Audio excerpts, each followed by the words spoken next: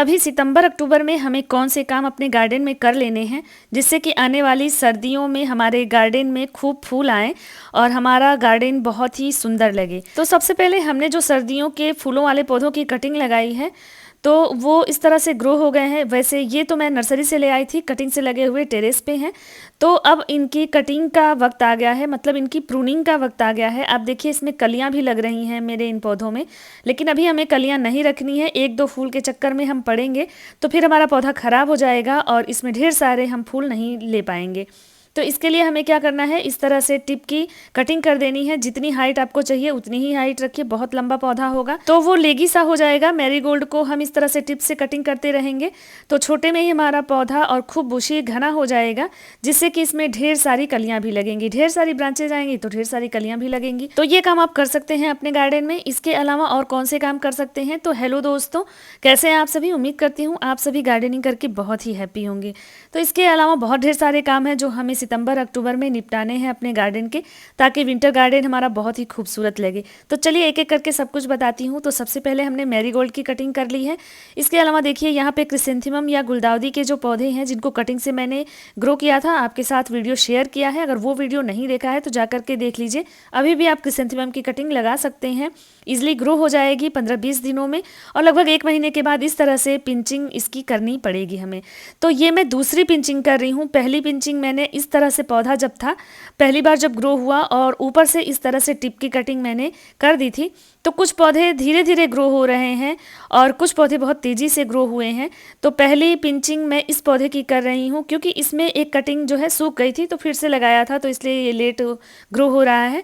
और जो पहले से लगाया हुआ है तो वो देखिए इस तरह से बुशी हुए हैं। तो ये दूसरी पिंचिंग मैं कर रही हूँ। तो इस तरह से 3 से 4 पिंचिंग हमें करनी होगी, जिससे हमारा पौधा बहुत अच्छे से बुशी हो जाएगा। और फिर अक्टूबर में हम इसकी कंपोस्टिंग शुरू कर देंगे। जब पौधा अच्छे से बुशी हो जाएगा तो फिर वो कलियां भी बनाने लगेगा और फूल भी आने लगेंगे। तो इस टाइम में गुलदाउदी पे आप ये काम जरूर कर लें। गुलदाउदी से रिलेटेड 2-3 वीडियो मैंने शेयर किया हुआ है, अगर आपने नहीं देखा है तो मैं लिंक जो है डिस्क्रिप्शन में दे दूंगी। इसके अलावा आई बटन में भी लगा दूंगी, आप वहाँ से देख लीजिएगा। तो इस तरह से जब बुशी होता है पौधा तो हमें कोशिश करनी है कि नीचे की जो पत्तियां हैं ना वो निकाल दें। इसके अलावा देखिए वीड्स आ गई हैं क्योंकि अभी समय समय पे बारिश हो रही है, जिसकी वजह से बहुत सारी वीड्स आ जाती हैं। तो वीड्स को हटा दीजिए, ये एक्स्ट्रा एनर्जी लेती हैं हमारे सॉइल मिक्स से, तो इनको हटाइए। और देखिए नीचे की पत्तियां ना इस तरह से सूख जाती हैं। जब ये सॉइल मिक्स के कांटेक्ट में आती हैं ना तो ये सड़ने लगती हैं। तो कोशिश करिए कि नीचे की सारी पत्तियां हटा दीजिए और ऊपर टिप की इस तरह से हम कटिंग करेंगे तो पौधा हमारा खूब बुशी हो जाएगा, खूब घना होगा, खूब ढेर सारी इसमें शाखाएं आएंगी। तो जितनी ज़्यादा शाखाएं आएंगी उतने ज़्यादा फूल हमें मिलेंगे।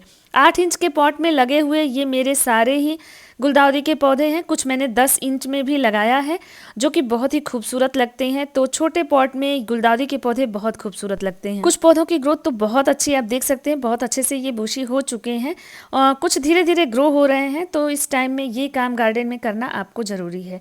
इसके अलावा जो विंटर गार्डन की तैयारी होती है इसमें हमें बहुत सारे काम करने होते हैं।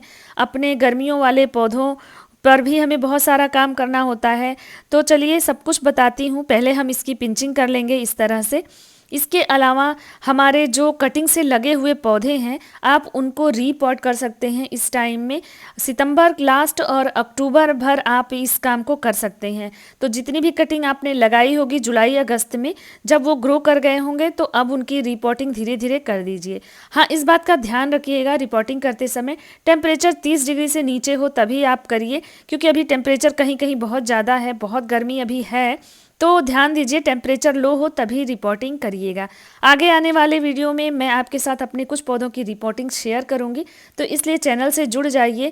और अगर यूट्यूब पे देख रहे हैं इस वीडियो को तो वीडियो को लाइक करिए, चैनल को सब्सक्राइब करिए, नए हैं तो अपने गार्डनिंग फ्रेंड में इसको शेयर करिए। और अगर आप फेसबुक प्रोफाइल पे देख रहे हैं मेरे, तो प्रोफाइल को भी फॉलो कर लीजिए और वीडियो को लाइक करिए, शेयर करिए, ताकि ज़्यादा से ज़्यादा लोग बेनिफिट ले पाएँ। तो इस तरह से सारे ही गुलदाउदी की पिंचिंग करिए। मेरे पास बहुत ज़्यादा है, मैंने 45 से 50 पौधे तो अभी ग्रो कर लिए हैं, कुछ पौधे और भी मुझे ऐड करने हैं। इसके अलावा आपके जो परमानेंट फ्लावरिंग प्लांट्स हैं उनकी कटिंग कर दीजिए इसी टाइम। देखिए मैंने प्रूनिंग कर दी है अपने सारे ही बोगनवेलिया की। ताकि पौधा सर्दियों में डोरमेंसी में जाने से पहले शेप में रहे और इसका शेप ख़राब ना हो। तो इस टाइम में पौधों को शेप दे सकते हैं। इसके अलावा देखिए ये गुड़हल की कटिंग जो मैंने लगाई थी और इस पौधे की भी मैं कटिंग कर देती हूँ। अच्छे से ग्रो हो चुका है तो इसको भी कटिंग करेंगे ताकि ये भी एक शेप में रहे। तो सितंबर अक्टूबर में ये सारे काम अगर हम कर लेंगे तो धीरे धीरे कुछ पौधे हमारे डोरमेंसी में चले जाएंगे, तो उनको एक शेप में ला करके हम छोड़ देंगे क्योंकि अब उनकी ग्रोथ उतनी अच्छी नहीं होगी, तो वो एक शेप में रहेंगे, देखने में अच्छे लगेंगे। तो इसलिए कटिंग कर दीजिए। इसके अलावा अगर आप बोनसाई बना रहे हैं कुछ पौधों की तो उनकी भी प्रूनिंग पिंचिंग कर दीजिए। यहाँ पे देखिए मेरे सदाबहार के या विंका के पौधे हैं जिनको मैं सेलो पॉट में लगा करके और बोनसाई की तरह डेवलप कर रही हूँ। तो इनकी भी इस टाइम में मैं प्रूनिंग करूँगी। देखिए ऊपर से इस तरह से टिप की कटिंग कर दूँगी तो अक्टूबर तक ये एक शेप में आ जाएंगे और सर्दियों में ये खूब अच्छी फ्लावरिंग भी करेंगे और अपने शेप में भी रहेंगे। तो ये देखने में एकदम बोनसाई लुक देंगे। मैंने बोनसाई पौधों की अपनी कलेक्शन शेयर की हुई है, बहुत ही अमेजिंग वीडियो है। किन किन पौधों की मैंने बोनसाई बनाई है और किन को मैं बना रही हूँ वो सारा कुछ मैंने शेयर किया है, तो उसका भी लिंक मैं डिस्क्रिप्शन में दे देती हूँ, आप ज़रूर चेक करिएगा। बहुत ही इन्फॉर्मेटिव और बहुत ही सुंदर वीडियो है, आप ज़रूर देखिएगा, पौधों के आप दीवाने हो जाएंगे। तो यहाँ पे जितने भी मेरे विंका या सदाबहार हैं सबको मैं प्रूनिंग कर रही हूँ और इनमें वीड्स वगैरह आई हैं तो इनको हटा दे रही हूँ, तो ये भी शेप में आ जाएंगे सारे। तो इस तरह से जितने भी पौधे आपके लग रहे हैं कि शेप में नहीं है, क्योंकि जो बारिश हुई है ना लगातार, इसमें हमें 2 से 3 कटिंग करनी पड़ी है, प्रूनिंग करनी पड़ी है पौधों की, क्योंकि इस सीजन में खूब ग्रोथ होती है पौधों में, इधर उधर से ब्रांचेस निकल आती हैं तो उनको बार बार हमें कटिंग करके शेप में लाना पड़ता है।